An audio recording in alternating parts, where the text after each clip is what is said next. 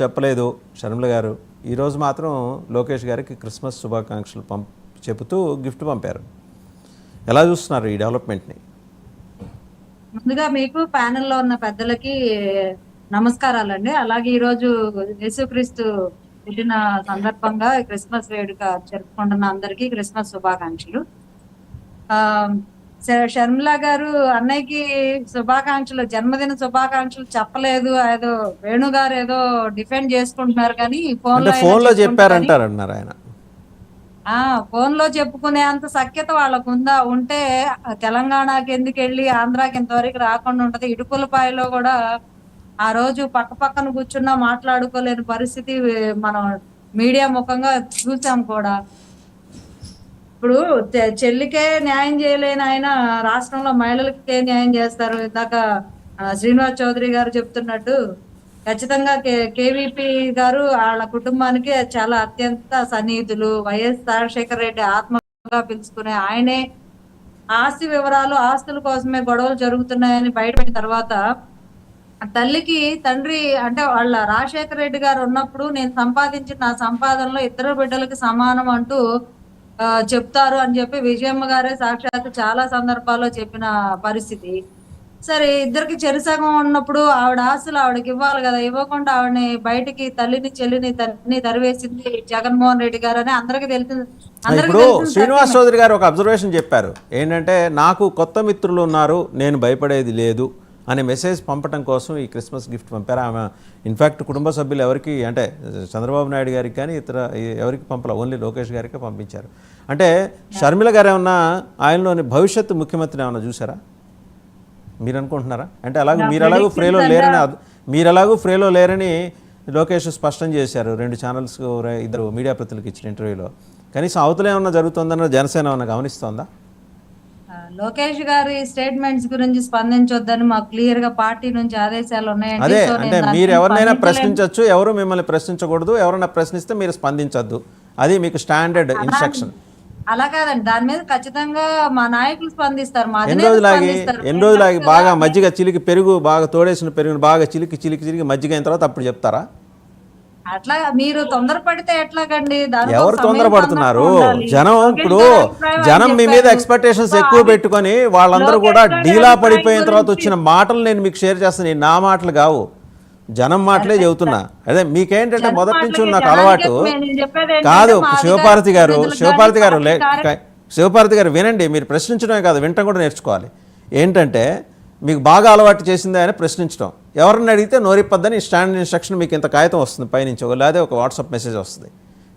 మీరు మాట్లాడాల్సిన అవసరం నెసెసిటీ అయినప్పుడు, అవసరం ఏర్పడినప్పుడు మీరు కామ్గా ఉండి మేము స్పందిస్తాము మాకు వదిలేయండి అని వాళ్ళు చెప్పారని మీరు చెప్తే ఎలా అనుకుంటున్నారు? ఆల్రెడీ జనసేన డెవలప్మెంట్ ఫోరం అని ఒకటి ఫామ్ అయింది మార్కెట్లో.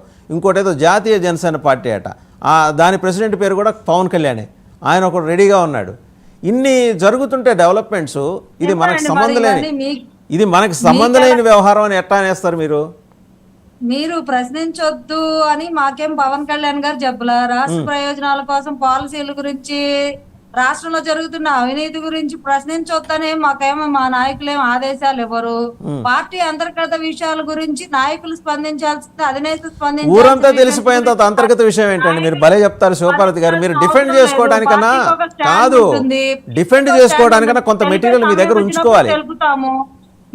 మీరు అడిగినప్పుడల్లా మేము తలా ఒక మాట మాట్లాడకూడదు కాబట్టి డిసిప్లినరీ కమిటీ ఉంటుంది కాబట్టి మా పార్టీ ఆదేశాల ప్రకారం మేము ఎప్పుడు ఏ సమయంలో దేని మీద స్పందించాలనే దాని మీద మాకు క్లారిటీ ఉంటది. అంటే మీకు స్పందించడానికి ఒక్క నిమిషం మీకు స్పందించడానికి అవకాశమే ఇవ్వకుండా లోకేష్ గారు క్లారిటీ ఇచ్చేశారు. ఒకటి మీరు ఇక స్పందించడానికి అవకాశం ఇవ్వకుండా ఎన్నికల వరకు లోకేష్ గారు క్లారిటీ ఇచ్చేశారు. సో మేము దాని మీద స్పందించమండి అని చెప్తే సరిపోతుంది కదా. ఎవరి క్లారిటీ వాళ్ళకు ఉంటదండి. స్పందించమని మేమెందుకు చెబుతాం? మా అధినేత స్పందిస్తారు, అది ఆయన పరిధిలో ఉన్న విషయం, మా పరిధిలో ఉన్న విషయం కాదని చెప్తున్నాను. మాకు పరిధి సరిపోదు ఆ విషయాల గురించి మాట్లాడటానికని చెప్తున్నాం. మేము ఎందుకు స్పందించమో మా పరిధిలో ఉన్న విషయాల గురించి ఖచ్చితంగా స్పందిస్తాం. శివపార్వతి గారిగా మీరు ఎలా చూస్తున్నారు లోకేష్ గారి స్టేట్మెంట్ ని? పోనీ కాసేపు జనసేన అధికార ప్రతినిధి కాదు, మీరు కాసేపు ఆ విషయం మర్చిపోండి. మీరు జరుగుతున్న డెవలప్మెంట్స్ని గమనిస్తున్న ఒక ఎనలిస్ట్గా మీరేమంటారు? లోకేష్ గారు ఇద్దరికి క్లారిటీ నేను ఇప్పుడు ఇచ్చేశారు. జనసేన అధికార ప్రతినిధినేనండి, నేను అనలిస్ట్ మరి అధికార ప్రతినిధి అయినప్పుడు యూ నీడ్ టు రెస్పాండ్. కాదు, మీరు అధికార ప్రతినిధి అయినప్పుడు మీరు చెప్పాలా, మీరు చెప్పాలి. మీరు అధికార ప్రతినిధి అయినప్పుడు మీరు చెప్పాలి.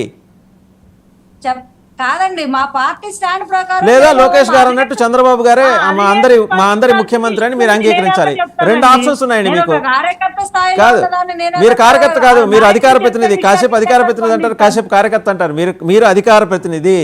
మీరు we are as good as Pawan Kalyan గారు. పవన్ కళ్యాణ్ గారికి మీరు మౌత్ పీస్. అధికార ప్రతినిధులందరూ మౌత్ పీస్లు. మీరు మాట్లాడితే ఆయన మాట్లాడినట్టే.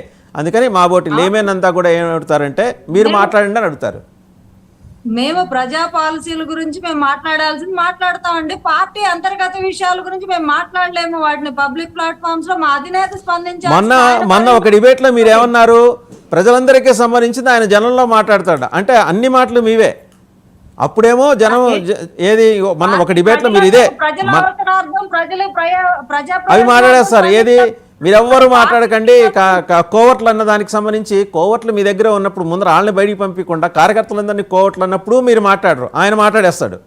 మీరు మాట్లాడరు, ఇప్పుడు మాట్లాడరు. ఎవరైతే అసత్య ప్రచారం చేస్తున్నారో, ఎవరైతే పార్టీని దెబ్బతీసేలాగా ప్రవర్తిస్తున్నారో వాళ్ళు మాత్రం ఖచ్చితంగా ఇప్పుడు కూడా అదే స్టాండ్ మీద మేము కూడా అదే అంగీకరిస్తామండి.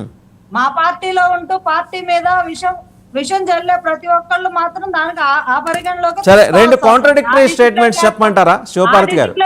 మీరే మాట్లాడండి. కాదు శివపార్వతి గారు మీరే మాట్లాడండి.